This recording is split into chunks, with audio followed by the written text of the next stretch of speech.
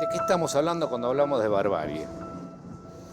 La palabra ha cambiado de significado. Hace, no sé, 20 siglos significaba el que no hablaba la lengua de uno.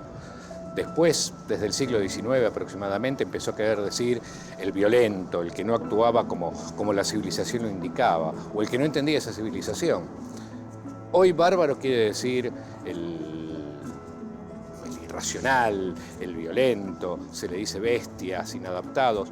¿Qué queremos decir cuando hablamos de barbarie? Esa es la pregunta que tenemos que responder, esa es la pregunta que queremos indagar.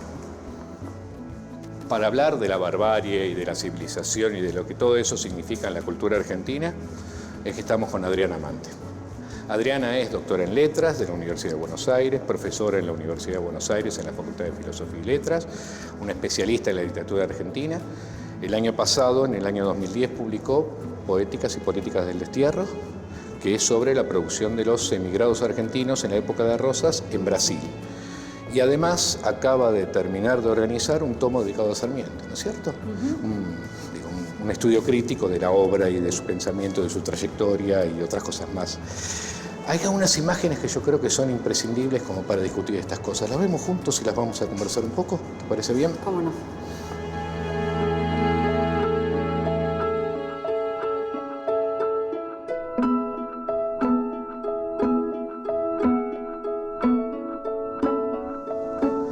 ¿Se puede hablar de barbarie sin hablar de Sarmiento, Adriana?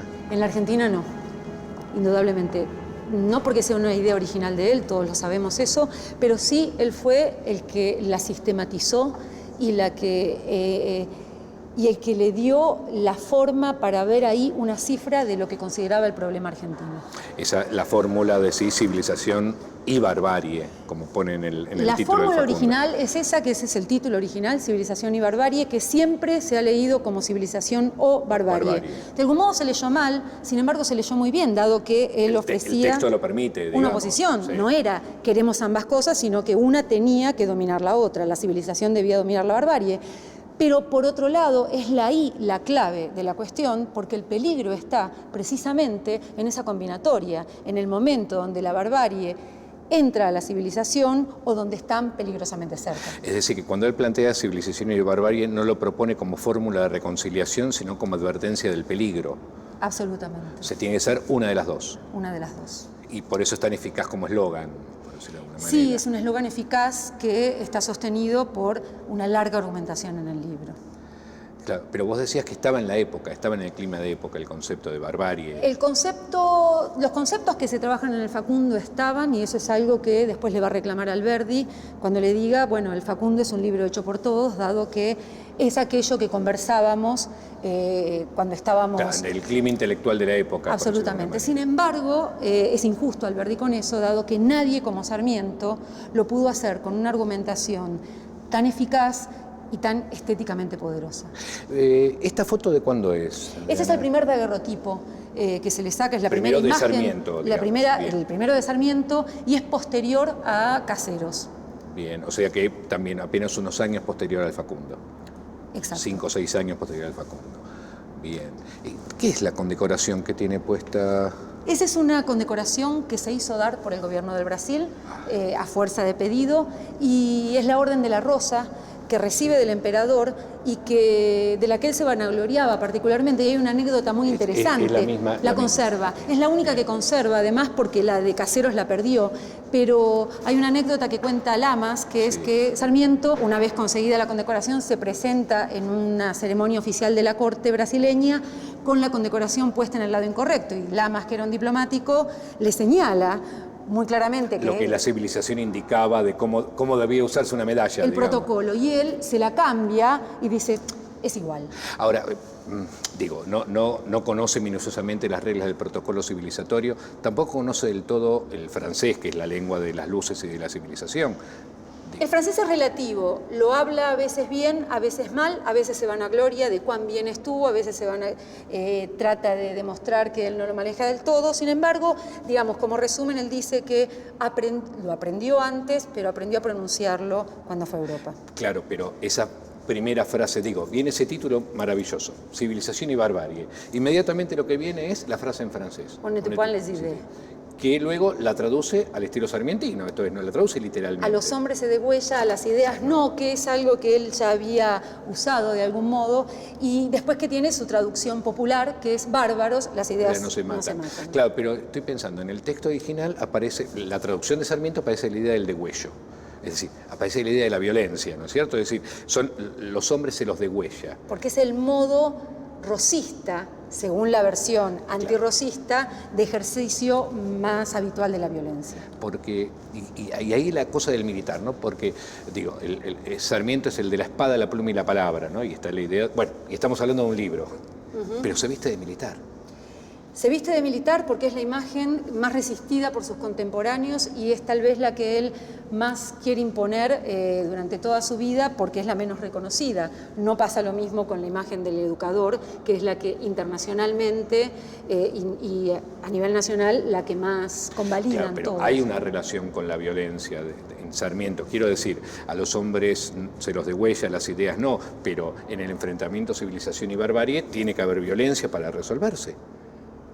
Hay violencia en el encuentro de esos dos polos. Claro, pero en el mismo Sarmiento, pienso, porque por supuesto lo tenemos claramente mostrado en el Matadero, donde esa oposición solamente puede resolverse con violencia, el encuentro de la civilización y la barbarie, pero en el propio Sarmiento está la prédica, entre comillas, de una resolución violenta del conflicto. En realidad hay momentos en que lo que no pudo la inteligencia debe resolverlo la espada y viceversa. Y esa era una idea que compartían los antirrosistas de este momento. Primero al revés, decían la Revolución de Mayo quedó inconclusa y aquello, el nudo que desató la espada, pero no completaron la obra nuestros padres con el orden que debía dar la inteligencia, entonces ahora nos toca a nosotros completar esa tarea. En este texto, digo, esta representación del Matadero de Echeverría, esta la versión de Enrique Brecha es una versión maravillosa, ¿no? Y entonces ese contraste está muy, muy marcado. Marcado en la imagen, ¿no es cierto? Los oscuros para los federales, los tonos prístinos para los unitarios. Hay una cuestión muy gráfica, ¿no? O sea, esos planos detalle en luces y sombras que representan el mundo federal y ese diseño diáfano de la línea bien contorneada que representaría el mundo civilizado, que representa de algún modo muy bien, es una muy buena lectura en ese sentido de lo que plantea la propia prosa del Matadero, claro, ¿no? Que trabaja también la diferencia entre civilizados y bárbaros por las formas en que los hace hablar. La lengua, ¿no es cierto? Los federales hablan en imprenta y los unitarios hablan en cursiva. Ese es el hallazgo de esta adaptación de Breccia. En el caso del Matadero, las frases que dicen la plebe rosina que está en el Matadero son frases cortas, en general órdenes y en general insultos, mientras que el unitario habla en un discurso que en realidad es más para escritura que para dicción oral. Claro, pero lo que organiza, digo, es un texto organizado por la violencia, ¿no es cierto? Violencia con animales, violencia entre los propios, el chico que muere degollado por el lazo, ¿no es cierto? Y luego es la el violencia... momento más violento que tal vez tiene el texto. El que popularmente se considera más violento es la escena del unitario, sin embargo el texto tiene una violencia, incluso es lo que podríamos considerar un texto infanticida, y son muchos los textos infanticidas de la literatura argentina, ¿no? Donde hay un niño que muere. Esa escena es quizás la que dramáticamente más poderosa resulta, aunque la otra... Pero es un texto que tiene que terminar con la muerte del unitario porque eso le permite a Echeverría argumentar en torno de una barbarie que inclusive no repara en el crimen, ¿no es cierto? Claro, eso es muy fuerte, eso es muy, muy fuerte. Pero este gaucho no es un gaucho bárbaro.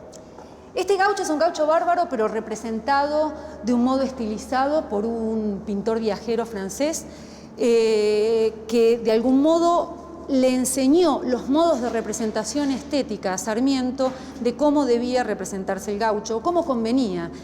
Acá es muy claro, digo, por supuesto, el rojo federal, pero también es muy claro otra línea, que es la molicie oriental que tiene la imagen de este gaucho es con una especie chiripá. de gaucho árabe, digamos. Sí, que es precisamente la cifra que encuentra Sarmiento en la analogía que pone a funcionar en el Facundo, donde toda la comparación está plantada en la idea de que la pampa es como el desierto, de que el caudillo es como el jefe árabe. ¿La palabra desierto aparece ahí en Sarmiento? Aparece, digamos, la palabra desierto tiene una larga historia. Correcto. Aparece en La cautiva, En la cautiva, primero, claro, pero seguimos con Echeverría y Sarmiento. Pero digamos, claro, a veces desierto, campaña, pampa, pueden ser lo mismo o a veces se diferencian según sea el territorio del gaucho más próximo del gaucho o el territorio de los indios, dentro del cual también están... Pero claro, la ejemplificación por el árabe permite este desplazamiento, ¿no es cierto? O sea, una explicación oriental.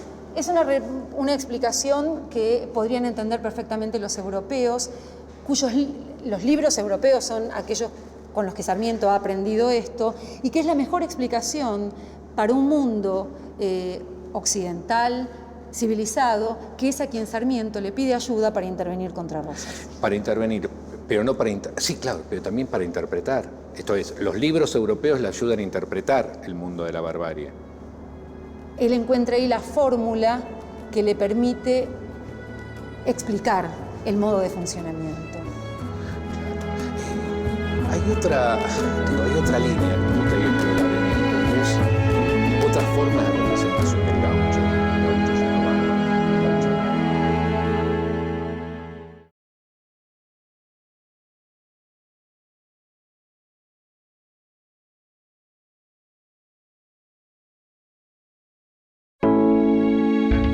¿Martín Fierro se escribe contra Sarmiento, Adriana? El gaucho Martín Fierro sale en 1872, cuando el gobierno es Sarmiento. Entonces no es contra Sarmiento, sino contra el gobierno ejercido por Sarmiento.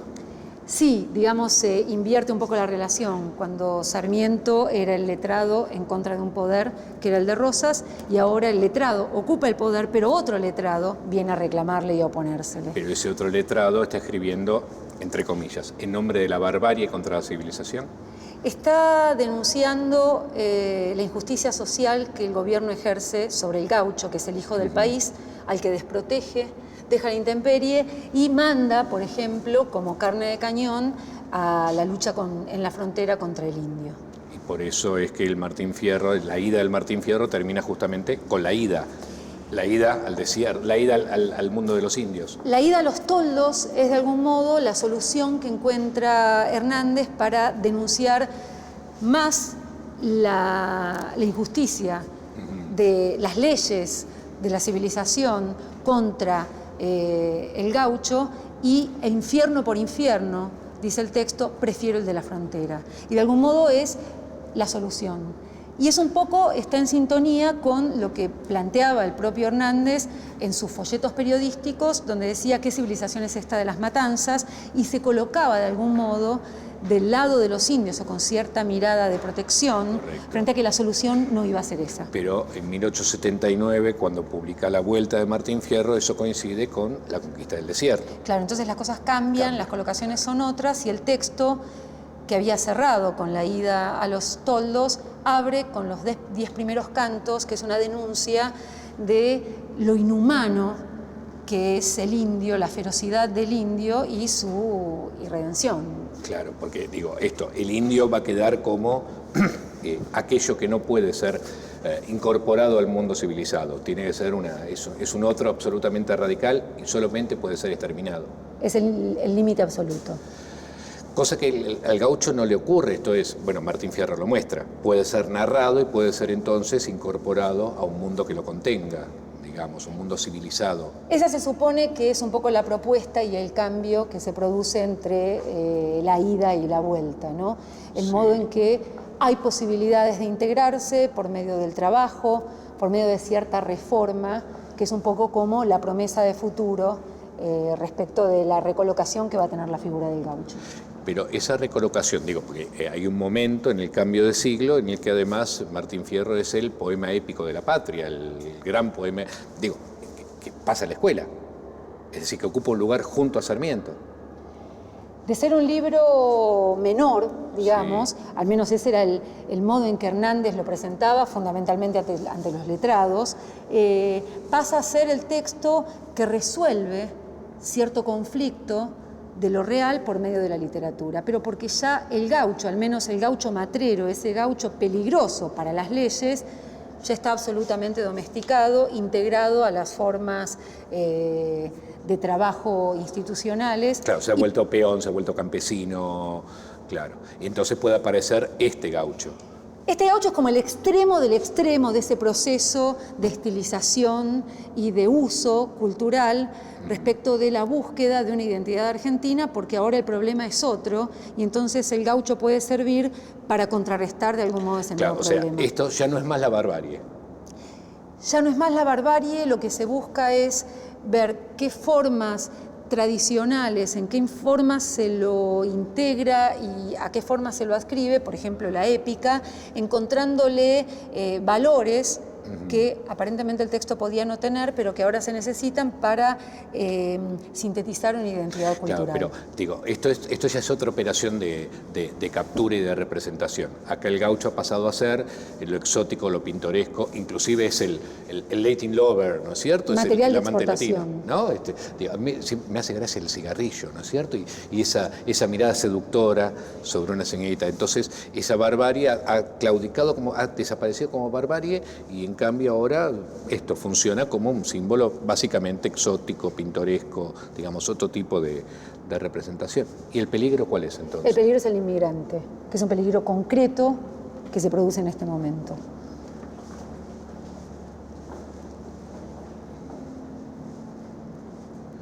Sarmiento, Alberdi, Echeverría, parece que seguimos con lo mismo, Urquiza.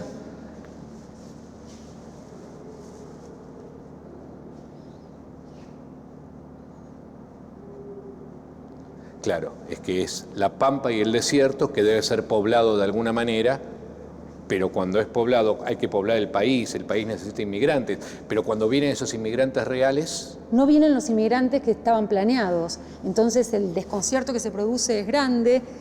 La ciudad, que es el centro de la civilización, sobre todo la ciudad de Buenos Aires, es la que más acusa recibo de ese cambio de paisaje, digamos. Empiezan a sonar diferentes las conversaciones, hay mayor cantidad de adultos extranjeros que nacionales. O sea, hay un momento en que en Buenos Aires más de la mitad de la población son extranjeros, ¿no es cierto? Claro. Pero ¿por qué se ve como peligro? ¿Por qué se ve como nueva barbarie el inmigrante?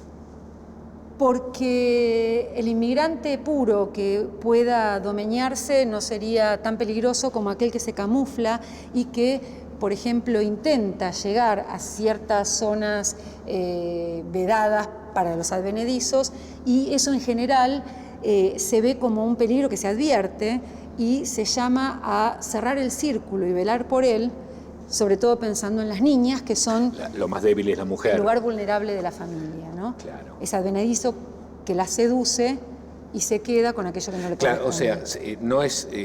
si fuera esta representación idílica, es decir, el inmigrante como campesino que permite, vuelvo a Lugones, el florecimiento de las mieses y de los ganados, está todo espléndido. El problema es ese inmigrante que se transforma además en sujeto urbano. La representación es absolutamente violenta y uno podría encontrar como una síntesis en una imagen que encuentra Cambaceres de los que llama los echados en montón, que tiene una tradición que podemos reconstruir, donde antes eran los indios, donde también al principio eran los gauchos, donde después pudieron ser los negros o los adeptos a Rosas que iban a pedirle favores o a ofrecerle sus servicios, y que después va a ser el inmigrante que se junta en el hacinamiento del conventillo. Los nuevos bárbaros pasan a ser ellos. ¿Por qué peligro? ¿Por qué viene a funcionar como peligro? Peligro porque el problema no es tanto los inmigrantes que se manifiestan como tales, sino aquellos que camuflados intentan conquistar un lugar diferente en la sociedad, y en general la advertencia que lanza el 80 como cifra es: cuidado con las niñas, porque ese es el lugar más vulnerable. El arribista, ¿no es cierto? Advenedizo, claro, el advenedizo, ¿no? Exactamente. Eso es Genaro. Claro, hasta que de pronto llega el peronismo y todo vuelve a cambiar. O se resignifica.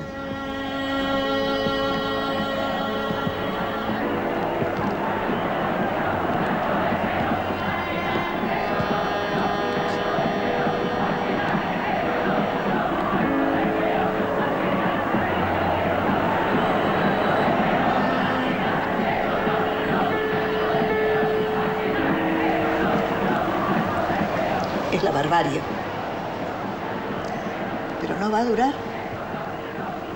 Se va a morir como todas las cosas. Y antes que nosotros. sufra, Georgie. Dios nos dará vida para ver el final de todo esto. No sufras.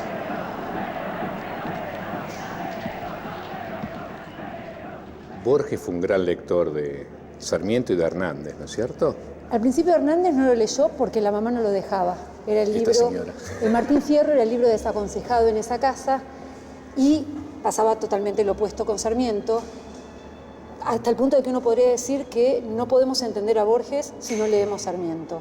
Ahora, lo que va a hacer Sarmiento con Borges con Sarmiento, es apoyarse en esa dicotomía, retomarla, pero como ya no tiene la responsabilidad de trabajar con esa dicotomía con un valor político, va a poder hacer otro tipo de combinatorias y precisamente va a combinar y va a decir, al fin y al cabo, la civilización y la barbarie no son sino dos caras de una misma moneda.